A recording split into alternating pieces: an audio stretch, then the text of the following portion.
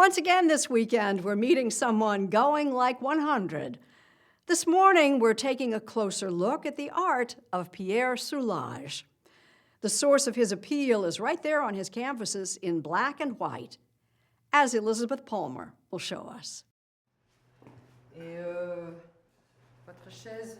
A century old, Pierre Soulages, known as the Master of Black, may move slowly, but his outlook is bright. I have to congratulate you on reaching your 100th birthday.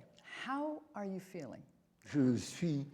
Well, I'm actually in my 101st year, so very happy.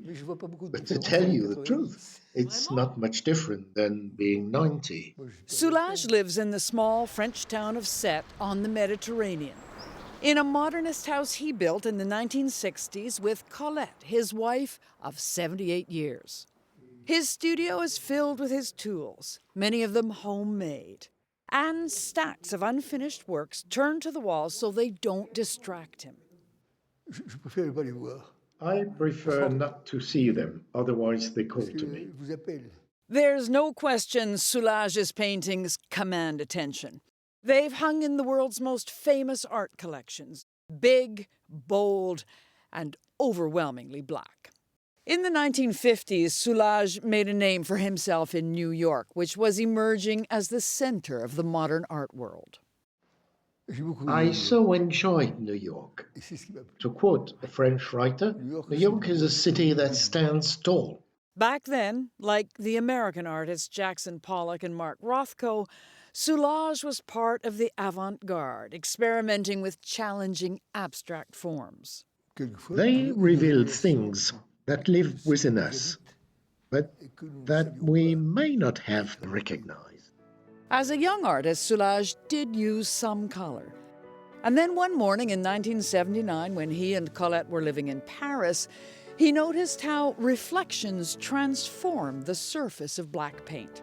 He'd found his medium and began to experiment with scoring and even sculpting it on the canvas. Why does black still move you? Because its possibilities are limitless.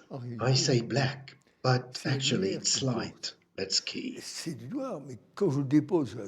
When I add black paint to a canvas, light reflects uniquely off this color. That's what my work is all about. I paint with light.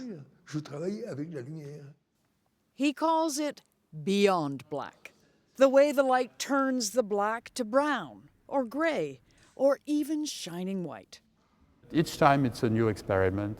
Just before the coronavirus pandemic, Soulages became only the third artist after Picasso and Chagall to have a solo exhibition at the Louvre during his lifetime.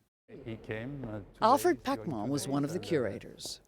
The way the paint is on the canvas makes the light very different whether you are on one side, on the other side, whether the light is direct or indirect. In the town of Rodez, near where he was born, there's a museum dedicated to Pierre Soulages. It's filled with masterpieces, says the director Benoit Decron, because Soulages is a perfectionist. You can see in his garden the place where he's burning his paintings. He burns the paintings he doesn't like. Yeah, it's impossible to find bad pieces of Soulages. He may be 100 years old, but the master of black is determined to keep painting. In his mind, it's important to prove to the world he's able now, today, to make some paintings. To keep working. Yeah, he keeps working.